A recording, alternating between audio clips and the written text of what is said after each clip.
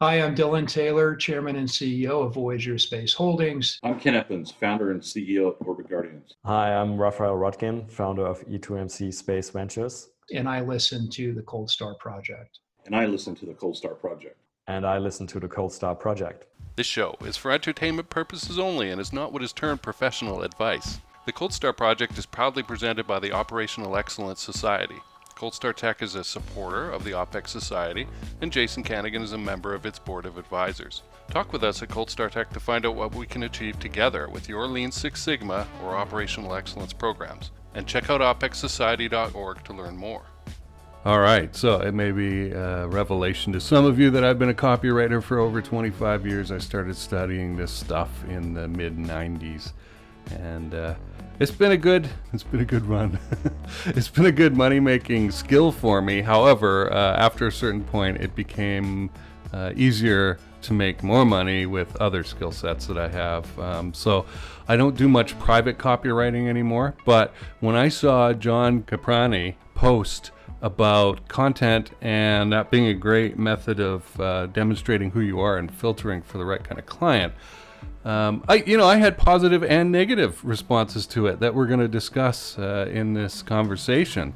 And so I immediately reached out to John. I'm like, hey, I got a reaction to this. I'm triggered by it. Why don't we jump on and have a conversation about it? And I think that would be really educational for anyone who's interested in using content to present who they are and what they do to the world and filter in the right kind of customer. So, John, welcome. So, John, I saw you posting on Facebook, and I know your background, I know your expertise, right? There's people I take seriously and people I don't, right? And you're definitely in the first column. And so when I see something like what you said, I'm a big meanie, I pay attention, right? And what you said was, your content is an advertisement for your skills. Your content is an advertisement for your skills. Yes. And I was like, ooh, like 50% of me wanted to argue with you about it. Okay. Because I can think of reasons why it hasn't worked out so well for me, for example, right? But 50% of me was definitely like, yes, this is something that people need to take to heart. Right. And yes. So my thought right after that was very emotionally triggered.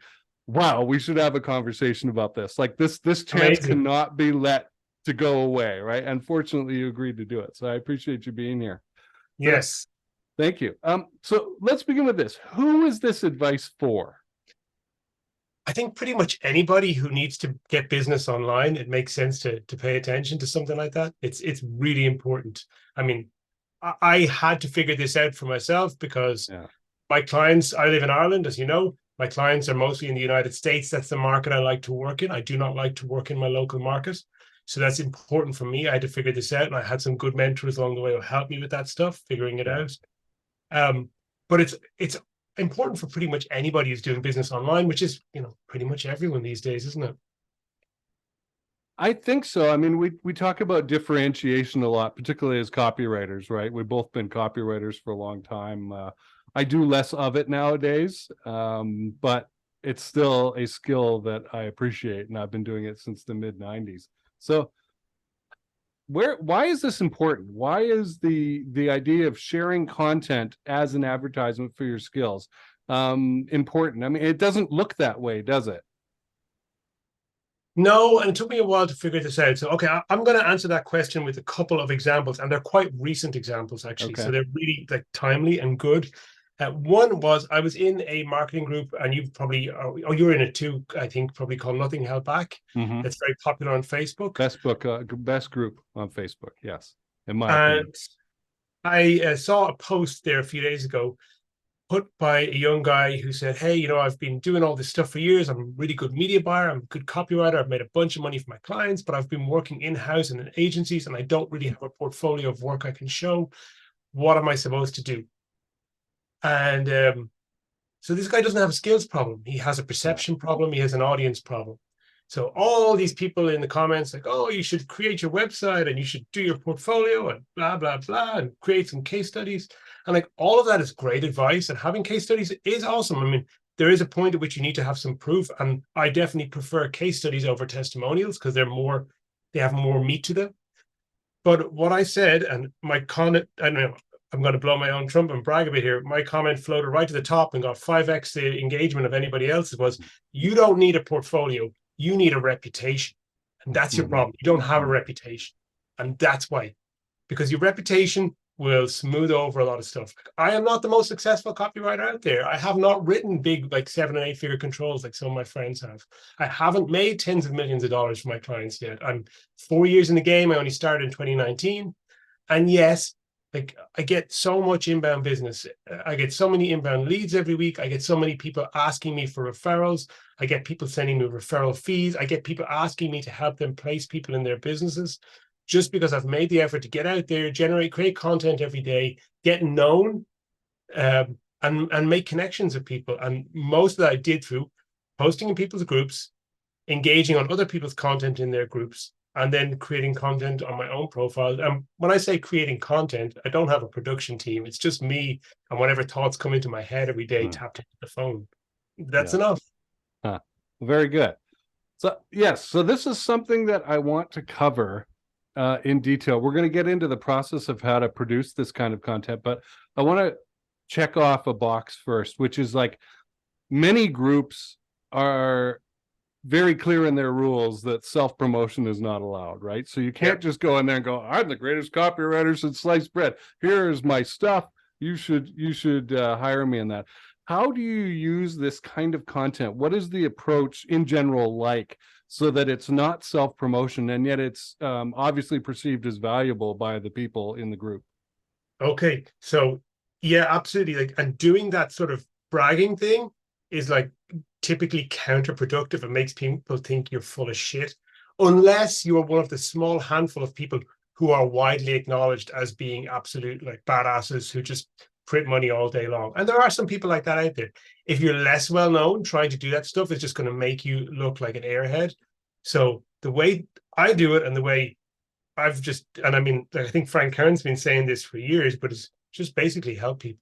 Like, if you actually just make an effort to be helpful, you generate a lot of goodwill, and then people start talking good about you even when you're not there. Right. And then people start saying, I heard about you. Like, you know, every day, a day doesn't go by now. Nobody knew who the hell I was 2.5, maybe 3 years ago. In 2021, nobody knew who the hell I was. Day doesn't go by now where someone doesn't reach out to me and say, hey, I saw the guest talk you did in such and such a group. I saw the guest talk you did in this other group. I saw the guest module you made for this person's course or program. So you have my friend with such and such problem, and he said great things about you, and I thought I had to reach out. This stuff happened all the time. Just did all this stuff to generate goodwill. So like the way I approach it is simple. I do a couple of things in my own content. I don't like to do what's called, I think what Ben Settle probably called is the one who phrased it, or maybe somebody else said it before, but hard teaching. If you start to talk about like, here are the 3 best conversion tactics to use in your email marketing, like that is boring. It's crap. It sucks.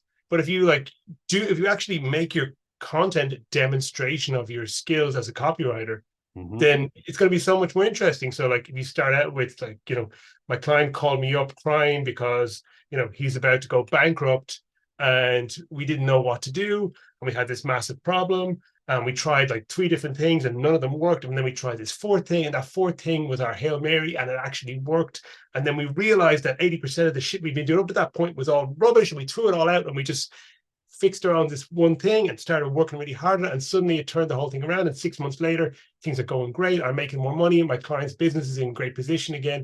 If you tell that story, you've told the same thing as about the 3 best conversion mechanisms, and you can drop them in, but you're telling it in a narrative format. It's a demonstration of your skills, and it doesn't make you look like a pompous ass either, you know? Right.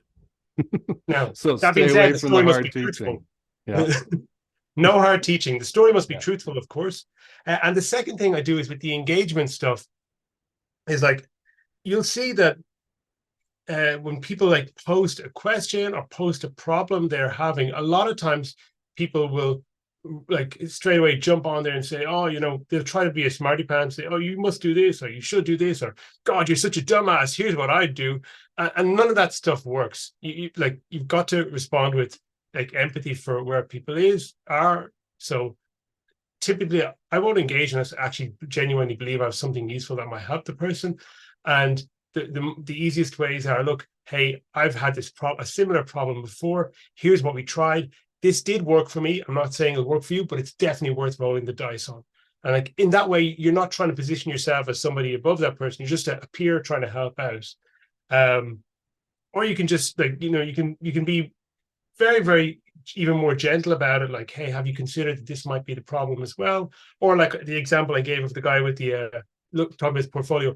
Actually, the question you're asking is not the relevant question, and the portfolio isn't what you need. You need to get the reputation. The way to get the reputation is to start creating some content and getting better known in the industry. So those kinds of things work. Okay. John, we've talked a little bit about how that content looks. Is the only way of figuring out like what to write in as like responding to questions put up by other people, or is there another way of kind of entering that process? Okay, so there's loads of ways. You can be very tactical, you can be very structured, and there's lots of people who've made great systems for you creating content. And if you have a launch coming up and for a specific product, and there's a lot of money and time and energy riding on it, you can't just like freewheel your way through it. So go out and buy like Launch by Jeff Walker and actually work the process. Like that's a great book. But if like day to day, what I want to do is really just keep my name out there and keep people talking or make people smile or laugh or give them something interesting that happens in their day. So basically, I use the brain fart method of content creation, Okay. which is a couple of different things. One is like I use Twitter like a notepad. If I have an idea, I just type a couple of lines into Twitter, hit it, and see if people engage with this. That's one part. And then like for my Facebook content, for the longest time, what I've just done is simply just notice my emotions. Because regardless of where we come from, our religious background, our culture, blah blah blah, all the other different characteristics of people, we are like 99% the same. We're the same animal, and we've been doing the same shit generally as a species since we climbed down out of the trees a few tens of thousands of years ago. So if something makes me feel something, I'm pretty confident that it's going to make some other people feel something too. So if something makes me feel sad, I'm going to talk about that. If something makes me feel happy, I'm going to talk about that. If something makes me laugh, I'm going to talk about that. And those things are just, bits of everyday life, stuff to do with business, stuff to do with family, and you are going to attract what you are. So like, a lot of my clients who come to me are, people in their 30s, 40s who have young families a lot of the time. And simply because now I do have older and younger clients, and I do have clients who are single and not married, and I do have clients who don't have kids. But for the most part, it's going to be similar type of people because I post a lot about family life. It's just self-similarity, reflection. People buy from what feels familiar and comfortable to them, and then just sharing a bit about your life. If you're always just talking business all the time and people get no sense of who you are as a person, they don't connect with you on any emotional level. So sharing who you are, what you are, goes a long way to making people feel like they know you. And I've got another example there, if I may, as well. Sure. So I got an inbound request last week through somebody had seen my stuff, had seen my name in a group, in a private group that belonged to somebody else who they were doing business with. And they said, oh, I've heard of him. And they reached out to me and they sent me a message and they said, could we have a quick chat? And just so happened that I was between doing things. It was early morning. I was having a cup of coffee. I was like, okay, let's just have a call right now, which I rarely do. I typically like to schedule the calls a little bit of time ahead so I can do some preparation. But in this case, anyway, I jumped on the call. We had a chat. And this person, what they said to me was, I've wanted to work with you since 2021, 2 years now. The right opportunity didn't come up until this moment. I was like, great. And I actually made a post about it the same morning because it's like a perfect example. There's loads of people out there who might potentially want to work with you. And if you are doing outreach to them, you may catch them on the day where they just hired somebody and they don't need you. But the day where, their copywriter says, oh, whatever, I'm having whatever, I'm gone into rehab, so I can't do that project we talked about. Or, my wife left me and my dog died and my truck broke down, so I won't be available this week. On that day, that's the day you want to be in their head. They think, oh, I'll call John. He might be able to help me. And if you don't put your content out there, you'll be forgotten. Like if you've just done some outreach once or twice and meet in their inbox and disappeared, they'll never think of you again. But if you're that person who's out there every day and they've seen you, for sure, when they have something that needs to be done, where there's an opportunity, they're going to send you a DM and say, hey, can we get on a call? Okay, very good. So again, you've talked about this, you've termed this personality-based brand content. Did I? Okay. Yeah, in our notes here. And I'd like to remind our listeners, the whole point of this was this phrase, your content is an advertisement for your skills. Right? Yes. So in your case, you're sharing about families, you're sharing about business, these blurts that you have, you're testing to see on Twitter, does this actually generate the response? Because I'll come at you with, hey, you're not your customer. What do you mean? Right. And it's not going to be 100% of the time, right? That you're going to get engagement out of an idea that you have. But if it's human based, generally speaking, there ought to be some people in the thousands who are following you who get to see it and connect with it, right? So yeah, absolutely. let's talk about different delivery methods, because we've talked about a writing based approach so far, right? A keyboard warrior typing. I do a lot of this, right? I pick about a half an hour in the morning. I go through a few groups that I think are really good and have the right kind of people in them, and they've paid off. And I find questions that, like you, I believe I have a real answer for, right? I can contribute to, and I respond in there, and that often gives me ideas for blog posts, book content, and other things, right? So to come back to that, but what about video? When would you use that, and how would you use it? I use video, I've started to use it more lately. So I do a few different things. Like I make videos around the house. I make videos in my garden. I'll make videos driving in my car is great. When I'm speaking, like sitting at my desk, recording a video, I will and ah, and then I'll plug video into the script and I'll trim out all the ums and ahs to make myself appear smarter. When I'm driving in my car, I am just so much more clear-headed, and I am comfortable with longer pauses, and I don't and ah, and I just seem to have a smoother delivery and a better train of thought. I've recorded 20 and 30-minute trainings in my car stream of consciousness on video with no need to edit them afterwards, because thought I wanted to express has come out fully. And that doesn't typically happen when I'm sitting at my desk at home. So the car is a great place to record a video. Obviously, safely set up your camera, start recording before you start driving, and don't poke around with it while you're driving. But it's a great place. And one other thing I've started to do is this format here on Zoom. I've been recording calls with friends in the industry, interesting people who maybe are not so well exposed yet, and putting them onto a YouTube channel, and then promoting that on my Twitter and sending it to my email list as well. And those things are all good. And I also have a VA who helps me by taking some of the content I create from like things like Twitter and from Facebook, and from my emails and from my videos, and repurposes that as tweets for me to help keep the volume up as well. Okay. Yeah. So the repurposing of this is really helpful too, to keep that in mind. You're not just making one piece of content and then, oh, it's gone. Right? I forgot. I got my one shot with it. It's like, no, I can make several, and keep reissuing this kind of thing after a while. Absolutely. As good copywriters, we know the value of a call to action. However, with this content, again, you're going to get slapped if you try and do self-promotion in somebody's group. So how does a call to action work in this arrangement? I just don't need to do calls to action too often. I'm more about like getting the message out there, and then people, and I also do a lot of networking. Like I proactively network, and I think this is a thing a lot of copywriters do not do. Do not make the effort. I posted about this just the other day. Before I get to that, I just want to mention, you mentioned about like the repurposing of content. Colin Terrio talks about this as well, the copy guy. Yeah. Just basically, if you sent that post 6 months ago, no one's going to remember. Just stick it in again. And I do the same thing as well.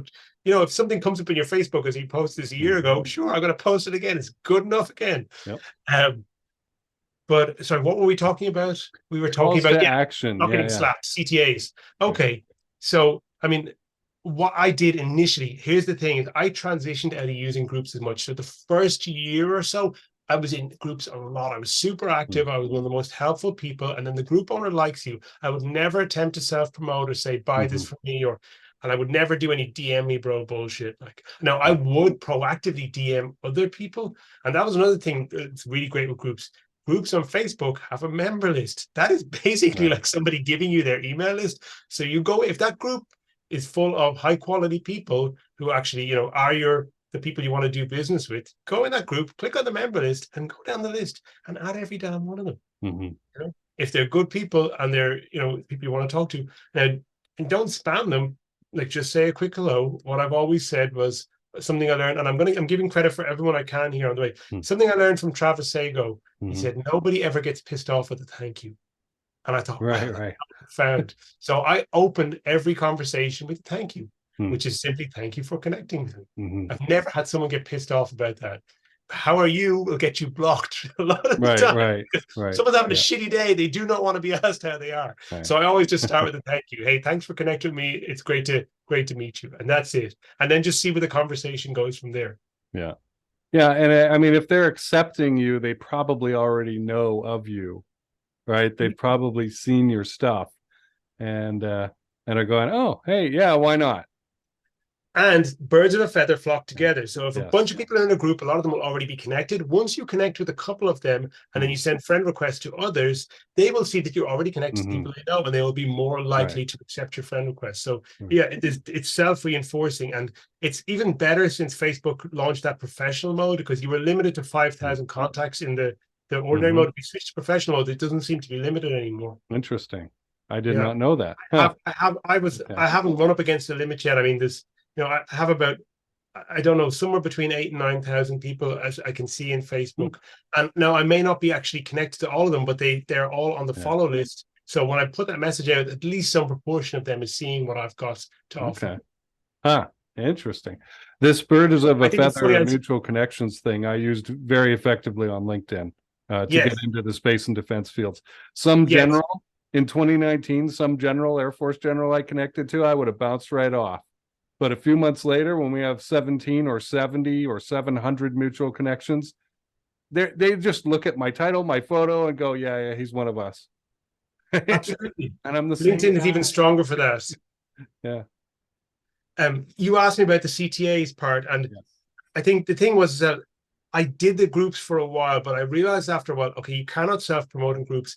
So January 2020, 21 or 22, I can't remember. No, 2020 that's when COVID started. That whole time period is a blur. 2020, I got going. 21, I did my own first offers, and I realized, okay, I can't put an offer in somebody else's group. What I've since realized is that you can reach out to group owners and ask them, do they want a JV on an offer, and they will, and share the money with them. But what I did was I just realized, okay, a bunch of people now are connected with me, following me. I've reached out and had phone calls with a bunch of people as well. And I'm now going to start putting offers on my own profile. And I've started to put more content on my own profile first, and people started to engage with that.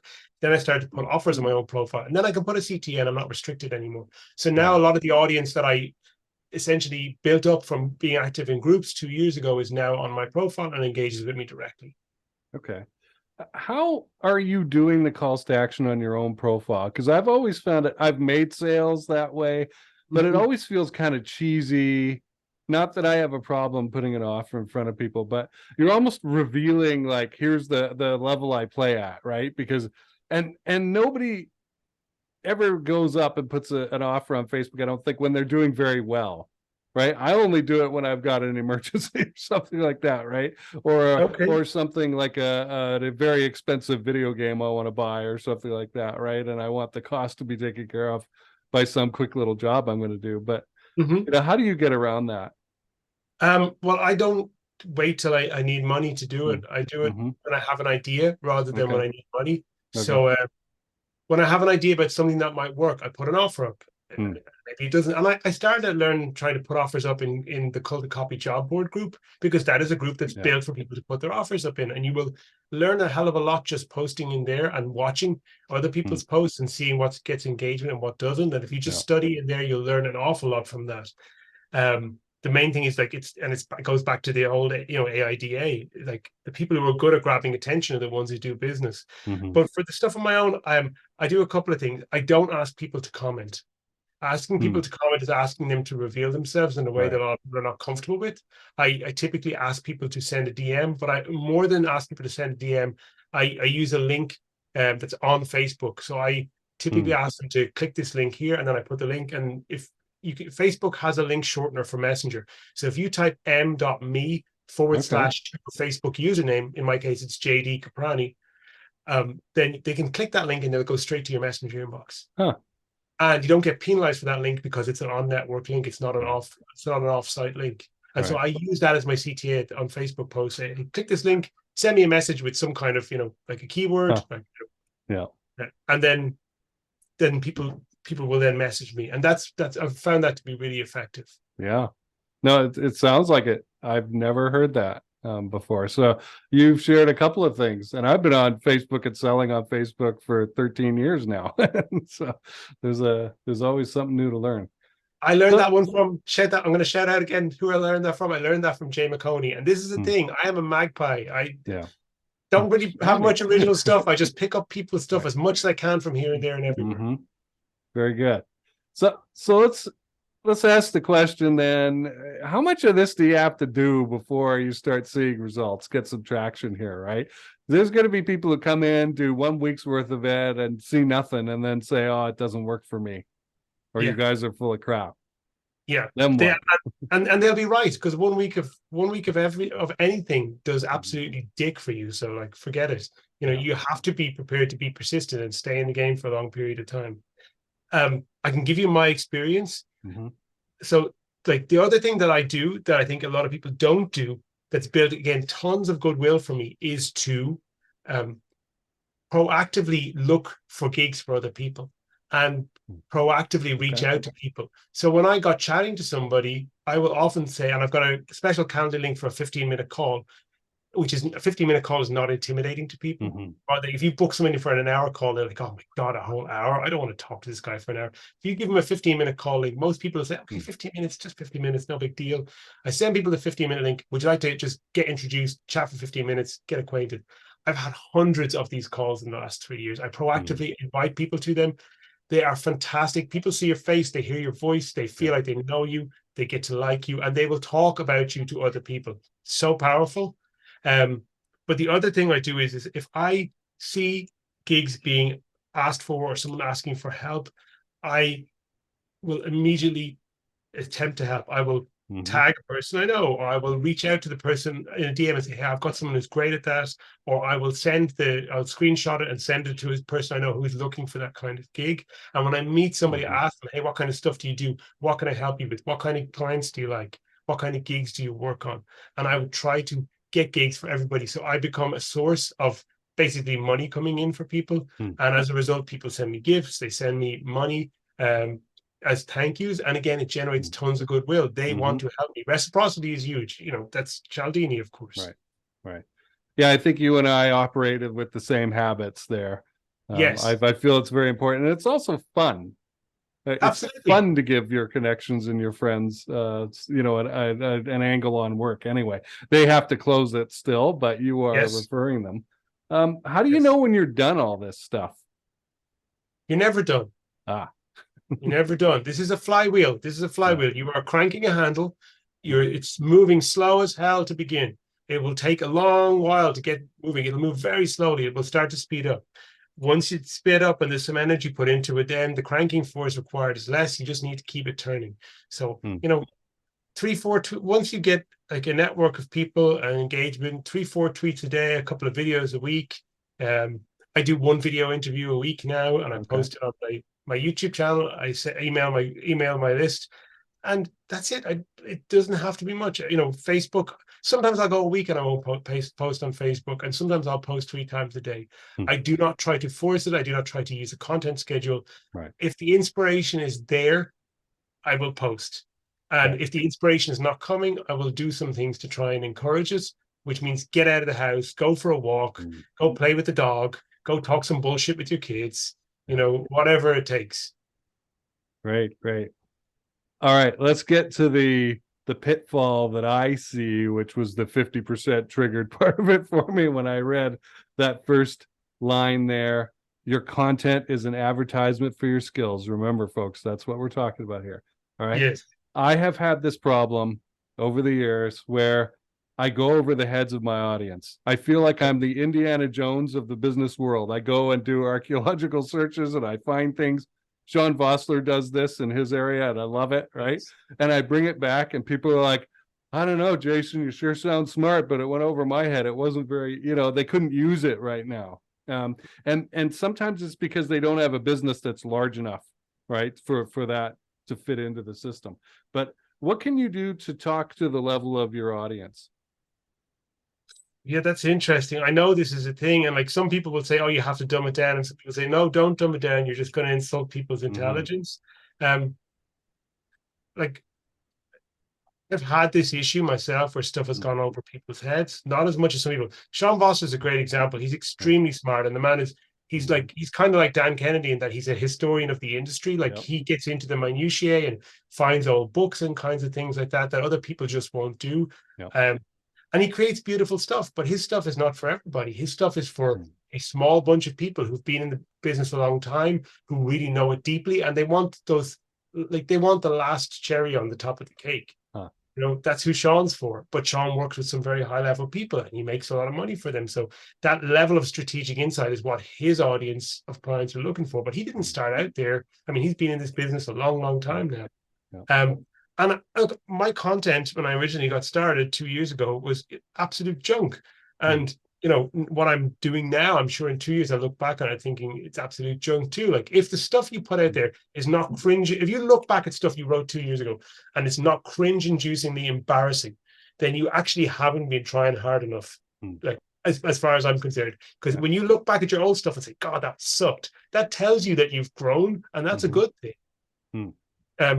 But yeah, with going over the heads of your audience is like, I don't know. I guess, you know, there's the things of like keep in touch with the ordinary person, and which is hard to do because I'm in my house alone most of the time with the dog. We're not ordinary anymore. Not ordinary anymore. I'm some weirdo. I'm some isolated weirdo. So it's hard. For me, it goes back to emotion. You know, like I think Pauline Longdon talks about this a lot, and probably Stephen George talks about it. Like the key to all this is like the attention and the interest and the desire. It all comes down to emotion. So I go with my feelings as a guide. Like I can talk about smart stuff, I can talk about stupid stuff, I can talk about like obscure stuff, and I can talk about everyday bullshit like the dog vomited on the carpet. But what I'm going to talk about is stuff that makes me feel something. If it makes me feel something, it's going to make somebody else feel something. And like, you know, the whole thing is like people will forget everything that you've said very, very quickly. I can't remember the conversations I had. I can't remember what we were talking about 5 minutes ago. Yeah. But me, you know, 2 days ago, I'm like, I'll come away from this call with a feeling of how I felt about it, and you'll do the same. And you will, if you think of me again or you see my post in the future, you will not maybe necessarily remember all the details of our call, but you will remember the feeling you had after this call, and that will be a guide to how you perceive what I put out there. So that's how it is for me. Okay, and that's part of that. Your content is an advertisement for your skills. There will be a feeling around it as well that people will have, and they're going to go into the next message with that inertia, right? Bringing them along with that emotion. So that's really interesting. Why don't you connect with John and myself on Facebook and Twitter? I'll have the links in the description below, so you could go straight there. John, is there anything else you'd like people to do, or anything that we missed in our recommendations? I think that's the last thing I'd say is like all of the stuff I've talked about. At the beginning, it seems really hard. It seems really embarrassing. You think that people are going to think you're stupid, that people are going to laugh at your stuff. And it's like, some people will think you're stupid. Some people will laugh at your stuff. Some people will write horrible comments and call you an idiot and an asshole. It's okay. This is part of the deal. Like, you have to do this if you want to make money. You know, if you want to be a weirdo who makes money online, you're going to have to deal with this shit. So just get on with it. Put some crappy content out. If it doesn't get engagement, you can delete it after 24 hours and start again. But like, just keep putting it out there. The more you do it, the more you're going to get a feel for what people like, the better it's going to be. And sometimes like something that you think is just meh will surprise you, and sometimes things that you think are great will fall flat in their face. I was having this conversation with a friend earlier. One of the most engaged posts I've ever made was talking about what I believe to be the perfect way to cook a ribeye steak, and the comments got heated. Like, people got really pissed off. They all had their, you know, they all had their special method, and they all had their like sacred calf of steak cookery. People got so pissed off about that, and the engagement was awesome, but it had absolutely nothing to do with business or what I do for a living or client getting. But people remember that conversation, and people are still talking to me about that months afterwards. And this is the thing, like, get in people's heads, get the conversation going, talk some absolute rubbish, and you're going to get better the more you do. Just pay attention to how people respond. Right. Excellent. Well, John, thank you very much for doing this. Do you have a website? I do, but it's a piece of crap and it's broken and I'm fixing it right now. So I'm not going to give you a link, but once it comes out, you'll find it on my profile. Facebook and Twitter is where people find me anyway. So that's where we met too. So just send them there. All right, John. Thanks for doing this. I really appreciate it. It's been awesome. Thanks so much for having me, Jason. I really appreciate it. Well, thanks for joining John Caprani and I for this great conversation on positioning and content marketing and being clear on who you are and what you're about, and filtering for that right kind of client in a positive way. So if you want to connect with John, best to reach out with him or to him on social media. If you're looking for process improvement help inside your business to make sure that you're operating as well as you could be, and that includes sales management, speak to me. You can go to coldstartech.com and book a time to speak with me, or jasoncanigan.com to find out more about who I am and what I can do for you. All right, we'll see you next time. Thanks for listening.